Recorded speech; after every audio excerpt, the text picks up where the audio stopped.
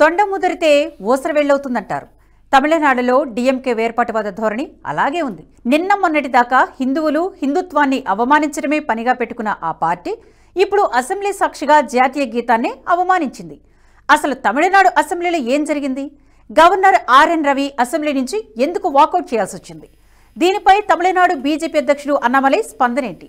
DMK చేస్తున్న ఇలాంటి తప్పిదాలను BJP తమకు అనుకూలంగా మలుచుకుంటోందా? 2026 అసెంబ్లీ ఎన్నికల కోసం సింగం అన్నామలై వేసిన ప్లాన్ ఏంటి తెలుసుకునే ప్రయత్నం చేద్దాం. కానీ అంతకంటే ముందు నేషనలిస్ట్ హబ్ ఛానల్ ఇప్పటివరకు సబ్స్క్రైబ్ చేసుకోకపోతే ఇప్పుడే సబ్స్క్రైబ్ చేసుకోండి. అలాగే తెలుగు మీడియాలో దూసుకుపోతున్న తొలి జాతీయవాద ఓటీటీ ఎన్హెచ్ ప్రైమ్ సభ్యత్వం కూడా తీసుకోండి. ఇప్పుడే www.nhprime.in కు లాగిన్ అయి ఎక్స్క్లూజివ్ కంటెంట్ను చూసేయండి.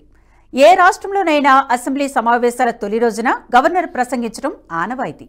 కానీ తమిళనాడు అసెంబ్లీలో మాత్రం హైడ్రామా నడిచింది. సోమవారం తమిళనాడు అసెంబ్లీ సమావేశాలు ప్రారంభమయ్యాయి. ఈ సందర్భంగా రాష్ట్ర గవర్నర్ ఆర్ఎన్ రవి అసెంబ్లీలో తన ప్రారంభోత్సవ ప్రసంగాన్ని చదవాల్సి ఉండగా అందుకు ఆయన నిరాకరించారు. ప్రారంభోత్సవ ప్రసంగం చేయకుండానే వాకౌట్ చేశారు. అయితే గవర్నర్ వాకౌట్ చేయడానికి బలమైన కారణమే ఉంది. సాధారణంగా గవర్నర్ అసెంబ్లీకి వచ్చిన తర్వాత జాతీయ గీతాన్ని ఆలపిస్తారు. అయితే తమిళనాడు అసెంబ్లీలో జాతీయ గీతానికి బదులు రాష్ట్ర గీతం తమిళతాయి వళుతును ఆలపించారు. దీంతో జాతీయ గీతానికి అవమానం జరిగిందని భావించిన రవి తీవ్ర ఆవేదనతో శాసనసభ నుంచి వాకౌట్ చేశారు. గవర్నర్ వాకౌట్ చేయడంతో ఆయన ప్రసంగాన్ని అసెంబ్లీ స్పీకర్ ఎం అప్పారావు పూర్తి చేశారు. గవర్నర్ వాకౌట్ చేయడంపై రాజ్భవన్ కూడా వెంటనే ప్రకటన విడుదల చేసింది.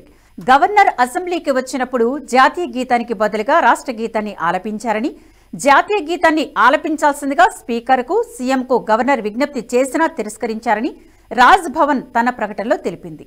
జాతీయ గీతానికి గౌరవం ఇవ్వడం అనేది రాజ్యాంగం ప్రకారం ప్రతి భారతీయ పౌరుడి కర్తవ్యం. గవర్నర్ ప్రసంగం ప్రారంభ ముగింపు సమయాలు అన్ని రాష్ట్రాల అసెంబ్లీలను జాతీయ గీతాన్ని ఆలపిస్తారు.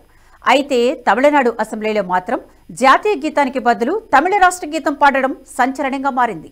గవర్నర్ ప్రసంగం చేయకుండా అసెంబ్లీ నుంచి వెళ్లిపోవడం ఇదే మొదటిసారి కాదు.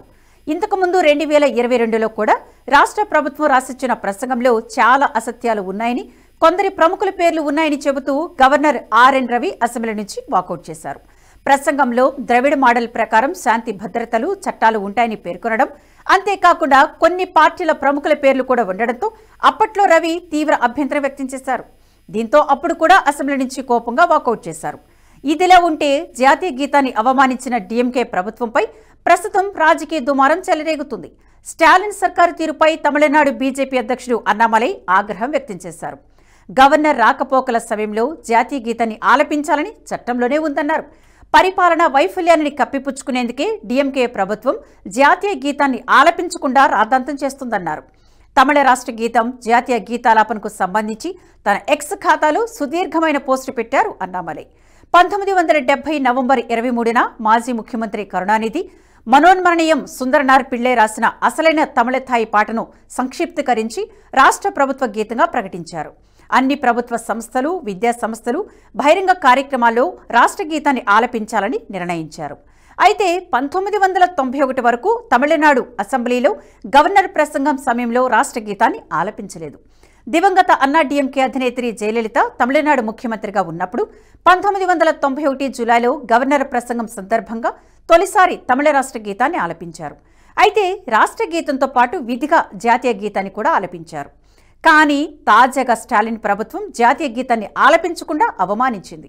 జాతీయ గీతానికి సంబంధించి కేంద్ర ప్రభుత్వ ఆదేశాల ప్రకారం ఏ రాష్ట్రమైనా, కేంద్రపాలిత ప్రాంతమైనా అధికారిక ప్రభుత్వ కార్యక్రమాలతో పాటు గవర్నర్, లెఫ్టినెంట్ గవర్నర్ రాకపోకల సందర్భంగా జాతీయ గీతాన్ని తప్పనిసరిగా ఆలపించాలి. లేదంటే అది 1971 prevention of insult to national honour act ప్రకారం శిక్షార్హమైన నేరం. అయితే డీఎంకే ప్రభుత్వం జాతీయ గీతాలాపనకు సంబంధించిన నిబంధనలు ఉల్లంఘించడంపై దేశవ్యాప్తంగా విమర్శలు వ్యక్తమవుతున్నాయి. అటు అన్నా యూనివర్సిటీలో లైంగిక వేధింపుల కేసుకు సంబంధించి తమిళనాడు వ్యాప్తంగా డీఎంకే ప్రభుత్వంపై విమర్శలు వెల్లువెత్తుతున్నాయి. ఈ ఘటనపై ప్రతిపక్ష అన్నా డీఎంకేతో కలిసి అసెంబ్లీలో బీజేపీ నిరసన గళం వినిపించింది. బాధితురాలికి న్యాయం చేయాలని ఇరు పార్టీల ఎమ్మెల్యేలు ఆందోళన చేపట్టి సభ నుంచి వాకౌట్ చేశారు. అయితే ఈ విమర్శల నుంచి ప్రజల దృష్టిని మళ్లించి తమిళ సెంటిమెంట్ను రగిల్చేందుకు డీఎంకే ప్రభుత్వం కావాలనే జాతీయ గీతాన్ని అవమానించిందని వాదనలు వినిపిస్తున్నాయి. ఈ నేపథ్యంలో రాజకీయాలు మాని లైంగిక వేధింపులకు గురైన మహిళకు న్యాయం చేయాలని సీఎం స్టాలిన్ను అభ్యర్థిస్తున్నట్లు తన ఎక్స్ ఖాతాలో పోస్టు పెట్టారు అన్నామలై. నిజానికి విదేశీ పర్యటన నుంచి తిరిగొచ్చిన తర్వాత ఫుల్ టైం రాజకీయాలపై దృష్టి సారించిన అన్నామలై అన్నా యూనివర్సిటీ లైంగిక వేధింపుల కేసును చాలా సీరియస్గా తీసుకున్నారు. డీఎంకే ప్రభుత్వ వైఫల్యాలను ఎండగడుతూ తనదైన శైలిలో ముందుకు సాగుతున్నారు. పాదరక్షకులను త్యజించడం, కొరడాలతో కొట్టుకోవడం వంటి చర్యలు 2026 అసెంబ్లీ ఎన్నికలకు అన్నామలై టార్గెట్ ఫిక్స్ చేసుకున్నారని చెప్పకనే చెబుతున్నాయి. అందుకే డీఎంకే ప్రభుత్వాన్ని విమర్శించడానికి వచ్చిన ఏ అవకాశాన్ని కూడా అన్నామలై చేజార్చుకోవడం లేదు. మునుపటి కంటే కూడా రాజకీయ పరిణితిని కనబరుస్తున్నారు. మొన్నటి లోక్సభ ఎన్నికల ఫలితాలను సమీక్షించుకున్న తర్వాత ఆయన ప్లాన్ మార్చుకున్నట్లు తెలుస్తోంది. మిత్రలాభాన్ని అంచనా వేసిన అన్నామలై అన్నా డీఎంకేతో జట్టు కట్టేందుకు సిద్ధమంటూ సంకేతాలిస్తున్నారు. గతంలో డీఎంకే అన్నా డీఎంకేలకు సమాన దూరం పాటించిన అన్నామలై ఇటీవల ఓ జాతీయ ఛానల్ ఇంటర్వ్యూలో మాట్లాడుతూ డీఎంకే 5 ఏళ్లు పూర్తి కాలం అధికారంలో ఉండదని సంచలన ఆరోపణలు చేశారు. బీజేపీకి ఒంటరిగా డీఎంకేను కూల్చే సత్తా లేదన్నది కాదనలేని వాస్తవం. దీనిని బట్టి డీఎంకేపై పోరాటంలో మిత్రులతో కలిసి నడిచేందుకు అన్నామలై సిద్ధమవుతున్నట్లు తెలుస్తోంది. నిన్న మొన్నటిదాకా ఒడిశా మోడల్ను అనుసరించి రాష్ట్రంలో ఒంటరిగా ఎదిగేందుకు బీజేపీ మొగ్గు చూపింది. అయితే మొన్నటి లోక్సభ ఎన్నికల ఓట్ల శాతాన్ని పెంచుకోగలిగింది. కానీ వాటిని సీట్ల రూపంలో మార్చుకోవడంలో విఫలమైంది. అన్నా డీఎంకే డౌన్ఫాల్ మొదలు కావడం, కొత్తగా జోసెఫ్ విజయ్ పార్టీ పుట్టుకురావడంతో కమలం పార్టీ ఒంటరిగా నిలదొక్కుకోవడం కష్టమనే భావనకు వచ్చినట్లు తెలుస్తోంది. దీంతో ఒడిశా మోడల్కు గుడ్ బై చెప్పి ఆంధ్రప్రదేశ్ మోడల్కు అన్నామలై జైకొట్టినట్లు తెలుస్తోంది. గతంలో ఎన్డీఏతో చంద్రబాబు తెగతింపులు చేసుకున్న తర్వాత 2019 ఎన్నికల్లో బీజేపీ, టీడీపీ విడివిడిగా పోటీ పడ్డాయి. అయితే ఆ ఎన్నికల్లో వైఎస్ జగన్ ప్రభంజనంతో రెండు పార్టీలు భారీ మూల్యం చెల్లించుకోవాల్సి వచ్చింది. 2024 అసెంబ్లీ ఎన్నికల్లో జనసేన రూపంలో కమలనాథులకు మద్దతు లభించింది. ఉమ్మడి శత్రువును ఓడించాలన్న ఏకైక లక్ష్యం చంద్రబాబును కూడా మళ్లీ ఎన్డీఏకు దగ్గర చేసింది. జనసేన, టీడీపీ పొత్తు కలిసి రావడంతో బీజేపీకి ఉత్తమ ఫలితాలు లభించాయి. ఇప్పుడు తమిళనాడులో కూడా అదే పొత్తు ఫార్ములాను వాడి అధికారంలోకి రావాలని భావిస్తోంది బీజేపీ. అందుకే అన్నామలై ఆ దిశగా ప్రయత్నాలు మొదలుపెట్టినట్టు తెలుస్తోంది. ఎన్నికలకు ఇంకా 7.5 సమయమే మిగిలి ఉండడంతో బీజేపీ అధిష్టానం కూడా పొత్తు విషయంలో తొందరపడితేనే బెటర్ అంటున్నారు రాజకీయ విశ్లేషకులు. డీఎంకేను ఎదుర్కోవాలంటే బీజేపీ అధిష్టానం ముందున్న ఒకే ఒక ఆప్షన్ అదే. అటు జయలలిత నిర్యాణం తర్వాత నాయకత్వ లేమితో అన్నా డీఎంకే పూర్తిగా బక్కచిక్కిపోయింది. సో డీఎంకేతో పోటీ పడాలంటే అన్నా డీఎంకేకు కూడా బీజేపీతో పొత్తు అనివార్యంగానే కనిపిస్తోంది.